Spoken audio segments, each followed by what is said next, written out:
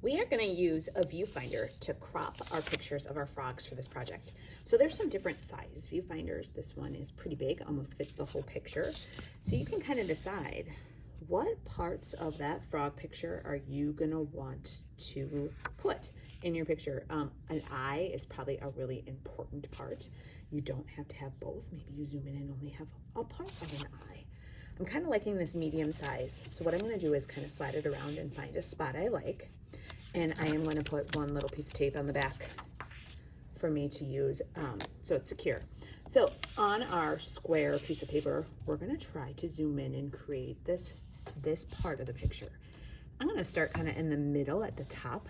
I noticed that this frog's eye has a very curved look to it. The bottom is not as rounded.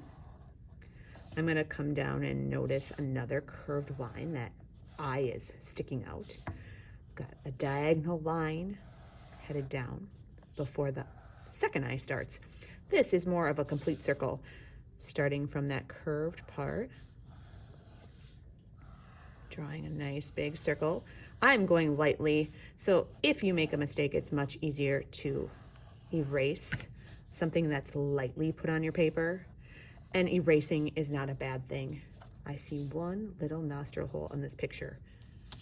All right, looking over here to complete this part of the eye, there's a line that comes down, and then this curve of the mouth is going to kind of connect both eyes almost to the bottom of my paper before I see a little bit of the side of the head comes down.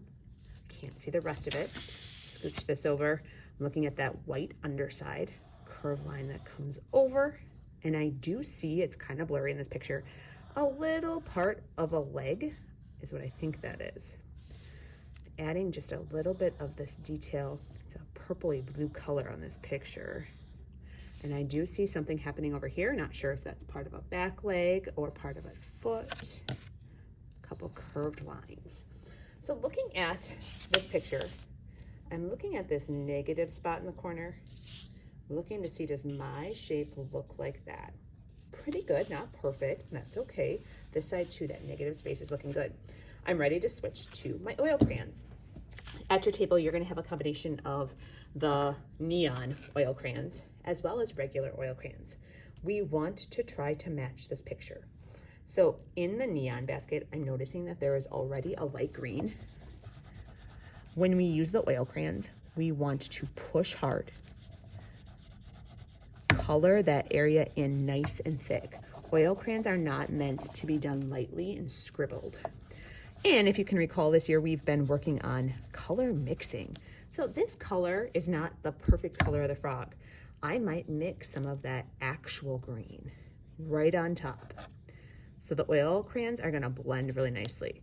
I might even wanna add a little bit of the blue-green. Notice all these colors are next to each other on the color wheel. They're neighbors. They mix really well together.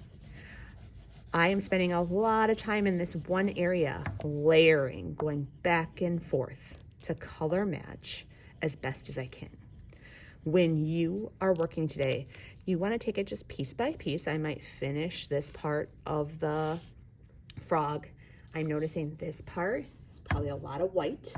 So we do have the regular oil crayons. If I mix a little white on my paper, I can't really see it.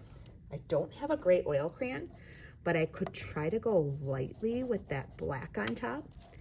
I could even use my fingers to smear them together, or I could layer more white on top to color match. So it's really about picking those colors that are used to mix. If parts of your project today are not perfectly matched, that's okay. This is something new we're trying. I'm looking for kind of this reddish orange, and I'm noticing that is super neon. That's okay. I'm gonna actually try to mix like a little bit of a regular oil crayon in there too. Blended together, they should still glow. So I'm gonna continue to work. We're gonna look at that final example hanging up and see how it is finished, completely colored, and still glows.